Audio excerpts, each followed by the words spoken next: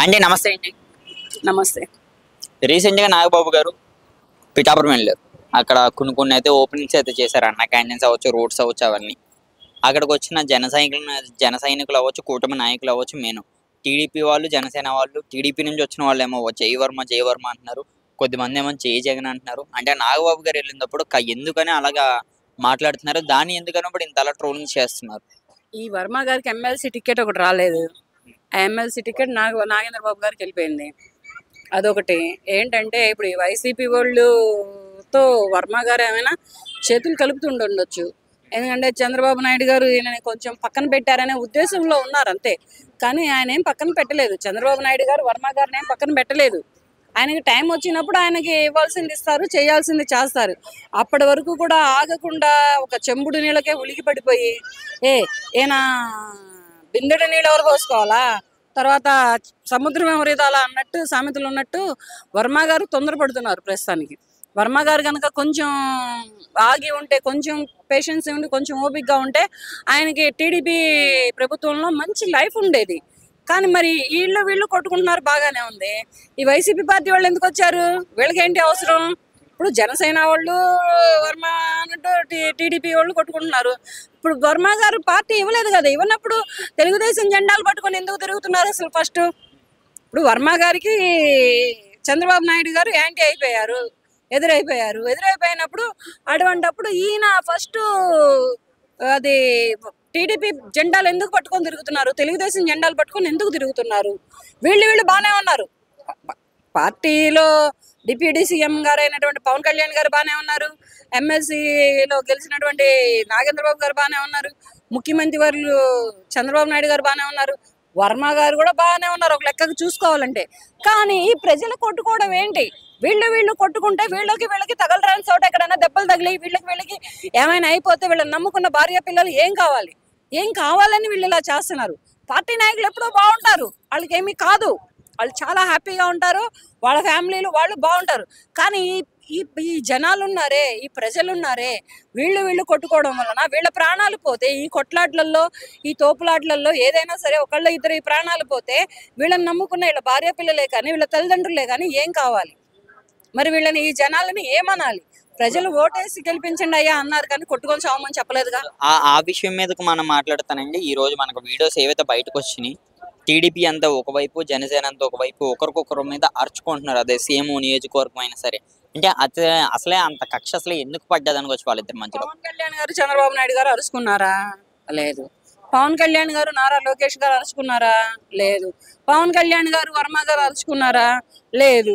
పవన్ కళ్యాణ్ గారు నాగేంద్ర బాబు గారు అరుచుకున్నారా? లేదు. పోనీ నాగేంద్ర బాబు గారు వర్మ గారు అరుచుకున్నారా? లేదు. వీళ్ళందరూ అరుచుకొని అరుపులు, వీళ్ళందరూ కొట్లాడుకొని కొట్లాటలు, ఈ ప్రజలకు అంత అవసరం ఏంటి? ఎందుకు ఇంత అమాయకంగా, ఎందుకు ఇంత పిచ్చితనంగా చేస్తున్నారు అనేది కూడా అర్థం కావడం లేదు. ఇదంతా ఏంటంటే కాస్త కూస్తో ఎమ్మెల్సీ టికెట్ ఇవ్వనందుకు గాను, పక్కన పెట్టినందుకు గాను వర్మ గారు ఆడిస్తున్న రాజకీయం అని నా అభిప్రాయం. అంటే నిజంగా వర్మ గారే కావాలని వెళ్ళి అరవమంటున్నారు అనుకోవచ్చు మీ మాటల్లో? ఆయన చెప్తాడా, బాబు తమ్ముళ్ళు నా గురించి ఎవరో పెట్రోల్ పోసుకోవద్దయా అంటాడు, వాడు పోసేసుకుంటాడు పెట్రోల్. బాబు తమ్ముళ్ళు నా గురించి ఎవరు ఆత్మహత్య చేసుకోవద్దయా అంటాడు, వాడు వేరే రైలు కింద దూకేసేస్తాడు. అంటే ఇక్కడ ఇంటిస్తున్నారు. ఈ ఇంటికే ఈ పిచ్చి ప్రజలు, ఈ పిచ్చి అభిమానులు ఇలా చేస్తున్నారు. కానీ ఇటువంటి చేసుకోవడం వలన, ఇటువంటి కొట్లాటల వలన వీళ్ళ ఫ్యామిలీ వీళ్ళని కోల్పోతుంది. వీళ్ళ అమ్మ నాన్నలే కానీ, వీళ్ళ భార్య పిల్లలే కానీ వీళ్ళని కోల్పోతున్నారు. ఇది కాదు, నువ్వు ఓటేయి, పక్కన కూర్చో. నువ్వు ఓటు వేసావు కనుక, నువ్వు రాజకీయంలో అతనిని ఓటేసి గెలిపించావు కనుక, నీకు ఏదైనా అవసరం ఉంటే పర్సనల్గా ఇంటికి వెళ్ళి, అయ్యా నాకు ఈ పని కాలేదు, నాకు ఈ పని చేసి పెట్టండి, మిమ్మల్ని నియోజకవర్గానికి ఎన్నుకున్నాము, పిఠాపురం నియోజకవర్గానికి ఎన్నుకున్నాం మేము, మాకు ఈ పని చేసి పెట్టండి అని అడగండి. అక్కడ పనులు అవుతాయి. అంతేగాని ఈ కొట్లాడుకోవటాలు, ఈ తిట్లాడుకోవటాల వలన ప్రాణాలు పోవడం కాదు, ఒక సింగిల్ ఎంపీ మిగలకపోవడం కాకుండా ప్రాణాలు పోతాయి ప్రస్తుతానికి. ఇప్పుడు ఆ విషయం ఒకటేని మళ్ళీనేమో మాధవి గారే అని ఆమెది వేరే నియోజకవర్గం ఎర్రమార్కు లేదు, ఆమె కూడా టీడీపీ నాయకులను అసలు పట్టించుకుంటలేదని కూడా మాట్లాడుతున్నారు. అంటే టీడీపీ నాయకులు వస్తుంటే కూడా వాళ్ళు ఒకవేళ ఏదైనా పని చేయమన్నా సరే చేస్తలేదని కూడా చెప్తున్నారు. దీనికోసం ఏమంటారు? మెడలు వంచి చేయించుకోవాలి. అది చంద్రబాబు నాయుడు గారు చెయ్యరు.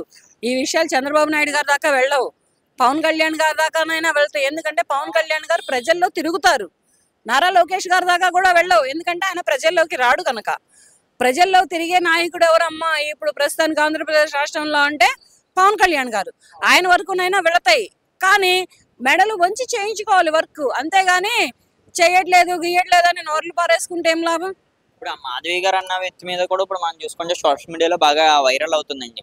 ఏమనగంటే వాళ్ళ రీసెంట్గా ఒక షాప్ దగ్గరికి వెళ్ళినా సరే టీడీపీ ఎమ్మెల్యేలని వాళ్ళని కూడా ఎవరిని పిలవలేదండి. అంటే గతంలో కూడా అది చిన్న చిన్న వాటి దగ్గర కూడా టీడీపీ నాయకులు ఎవరైనా సపోజ్ ఏదైనా లోన్ దగ్గరికి వెళ్ళినా సరే చెయ్యను అన్నట్టు మాట్లాడుతున్నారని కూడా మాట్లాడుతున్నారు. అంటే జనసేన కావాలనే టీడీపీని అవాయిడ్ చేస్తుందా? జనసేన టీడీపీని ఎందుకు అవాయిడ్ చేసిద్దా? ఆ జనసేన ఉండబట్టే టీడీపీ నిలబడింది. ఈ 2024లో జనసేనలో పవన్ కళ్యాణ్ అనే ఒక పులి ఉండబట్టే టీడీపీ అనే ఒక సింహం నిలబడగలిగింది. ఇవి రెండు కలిసి రాష్ట్రాన్ని ఆళ్తున్నాయి, అంతేగాని జనసేన కొట్టుకుంటుంది టీడీపీ కొట్టుకుంటుంది అంటే మాత్రం ఇవన్నీ ట్రాష్. మరి ఒక్క మాటలో ఇప్పుడు ఇలా తిట్టుకుని కొట్టుకుని ఓటర్స్ ఎవరైతే ఉన్నారో వాళ్ళకి అధిష్టానం ఏదైతే ఉన్నదో కూటమి నాయకులు పవన్ కళ్యాణ్ గారు అలాగే చంద్రబాబు గారు వీళ్ళు అసలు ఎటువంటి భరోసా ఇచ్చే అవకాశం ఉంది? ఇంకా అలాగే వాళ్ళని చూసి చూడనట్టు వదిలేస్తారనుకోవచ్చు. చూసే చూడనట్టు ఏమీ వదిలేయరు. ఇప్పుడు ఈ జరుగుతున్న గొడవలు, ఈ జరుగుతున్న కొట్లాట్లకి వీటికి అన్నిటికి కలిపి ఫుల్ స్టాప్ పెడతారు. ఎలాగంటే అది మాట్లాడుకొని ఫుల్ స్టాప్ పెడతారు. ఒక మాట ఇస్తారు. ఇప్పుడు ప్రస్తుతానికి అందరూ కలిసి కూర్చొని మాట్లాడుకొని ఈ గొడవలకి ఫుల్ స్టాప్ పెట్టే టైం తొందరగా ఉంది. పిఠాపురంలో వర్మ గారు మళ్ళీ వైసీపీ వైపు మొప్పు చూపించే అవకాశం ఉన్నదని కూడా మాట్లాడుతున్నారు. అది ఎంతవరకు నిజమయ్యే అవకాశం ఉంది? వెళితే వెళ్ళమనండి, దాంతేముంది. వైసీపీకి వెళ్తే ఈసారి ప్రజలే ఎటువంటి పట్టం కడతారో, ఎటువంటి పదవిని పట్టం కడతారో కూడా ప్రజలకు తెలుసు. ఇప్పుడు ఈ పార్టీలో లేదు. ఇప్పుడు రోజా గారికి చంద్రబాబు నాయుడు గారు అన్ని నేర్పారు. వైఎస్ఆర్సీపీకి వెళ్ళలా, విడుదల రజనీకి అన్ని నేర్పారు వెళ్ళలా, వల్లభలేని వంశీకి నేర్పారు వెళ్ళలా, నానికి నేర్పారు వెళ్ళలా. వీళ్ళందరికీ నేర్పింది ఎవరు? చంద్రబాబు నాయుడు గారే. అలాగే ఈయన కూడా. అంతేగాని వెళ్తే ఇప్పుడు వెళ్ళిన మాత్రాన్ని ఇక్కడ వరకు లాస్ ఏమి ఉండదు. మరి పిఠాపురం ఎవరు వర్మ గారు హడ్డా అని కూడా పిఠాపురంలో ఉన్న ప్రజలు చాలా మంది మాట్లాడుతున్నారు. దీనికోసం ఏమంటారు? అంటే నిజంగానే ఒకవేళ పిఠాపురంలో ఇప్పుడు వాళ్ళు ఏ పని చేయకపోతే మళ్ళీ వర్మ గారు వచ్చే అవకాశం ఉన్నదని కూడా క్లారిటీగా తెలుస్తుంది ఇప్పుడు ఉన్న వీడియోస్ కానీ వీటిలో. ఏమో వస్తాయి. ఇప్పుడు ఏంటంటే వైరల్ ఇప్పుడు 1కి 4 మాటలు చాలా జరుగుతూ ఉంటాయి. అవి కూడా చూద్దాం. మళ్ళీ ఎలక్షన్స్ జరగాలి కదా. ఎలక్షన్స్ జరగకుండా ఇప్పుడు ఉన్నటువంటి వాళ్ళని దింపేసేసి లేని వాళ్ళని ఎవరు ప్రజలు పట్టం కట్టరు కదా. ఈ విషయాలన్నీ పవన్ కళ్యాణ్ గారి దాకా వెళితే పవన్ కళ్యాణ్ గారు తప్పకుండా చర్యలు తీసుకుంటారు. ఇప్పుడు వర్మ గారికి మీ అభిప్రాయంగా ఏమైనా పదవి ఇచ్చే అవకాశం ఉందండి? ఇంకా అలాగే రేపు అంటూనే కాలం గడిపేయచ్చా? ఈయన సైలెంట్గా ఉంటే టీడీపీలోనే అవకాశం ఉంటుంది.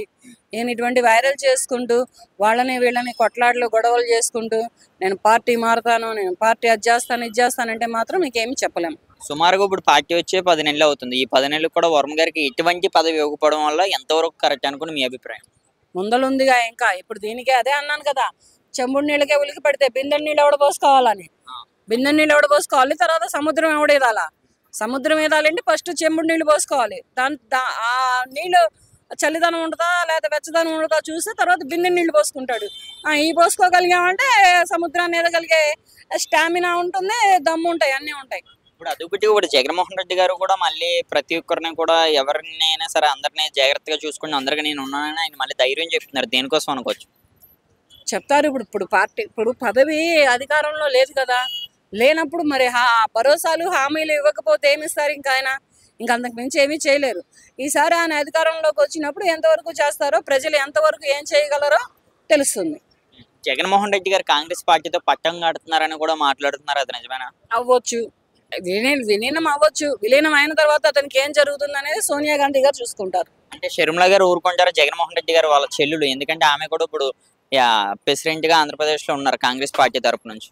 ఇంకా వెళ్తే మంచిది. అన్న చెల్లెళ్ళు ఇద్దరు కలిపి ఒకటే గూట్లో ఉంటారు. అది అంటారా? అది సొంత గూటి కదా. అప్పుడు వాళ్ళ నాన్నగారి కాంగ్రెస్ పార్టీ, మరి ఎవరు సొంత గూటికి వాళ్ళు వెళ్తారు. ఒప్పుకోపోవడానికి ఈవిడెవరు, ఒప్పుకోవడానికి ఆయన ఎవరు? మొన్న గతంలో కూడా షర్మిల గారు రీసెంట్ గా వచ్చి కూడా మాట్లాడారు. ఎవరు తల్లి మీద కేసు పెట్టిన వారు, అలాగే చెల్లిని సరిగ్గా చూసుకోలేని వాడితో నేనెందుకు అంటారు. ఇప్పుడు ఏంటంటే ఎవరి పదవుల కోసం వాళ్ళు, ఎవరి ఇమేజ్ కోసం వాళ్ళు చాలా చెబుతారు. ఆయన మరి చూసుకోలేదు. నిజమే, తల్లిని చూసుకోలేదు, చెల్లిని చూసుకోలేదు. ఆయన సీఎం పదవికి ఒక్కదాని కోసమే ఉరుకులాడాడు, సీఎం పదవినే దక్కించుకున్నాడు. ఒక్క అవకాశం అంటూ తల్లిని పక్కన పెట్టాడు, చెల్లిని పక్కన పెట్టాడు. ఇక భార్య పిల్లలు అయితే అసలు వాళ్ళు ఎక్కడున్నారో వాళ్ళ స్థానంలో వాళ్ళు ఉంటారు. అలాగనే వాళ్ళని వదిలిపెట్టరులే. కాకపోతే ఏంటంటే ప్రస్తుతానికి చూద్దాం. వెళ్ళొచ్చు, వెళ్తే గనక తెలిసిద్ది. సొంత గూటికి వెళ్తే ఆ గూట్లో పచ్చడి మెతుకులు తింటారు, కారం మెతుకులు తింటారు, పంచపక్ష పరమాణాలు తింటారు, ఏం జరుగుతుందో తెలుస్తుంది. ఇంతకు ముందల ఉన్నటువంటి ప్రభుత్వం ఏం జరిగిందో తెలుసుగా వాళ్ళకి. వాళ్ళ నాన్నగారికి కాంగ్రెస్ ప్రభుత్వంలో ఏం జరిగిందో వాళ్ళకి తెలుసుగా. Okay, thank you.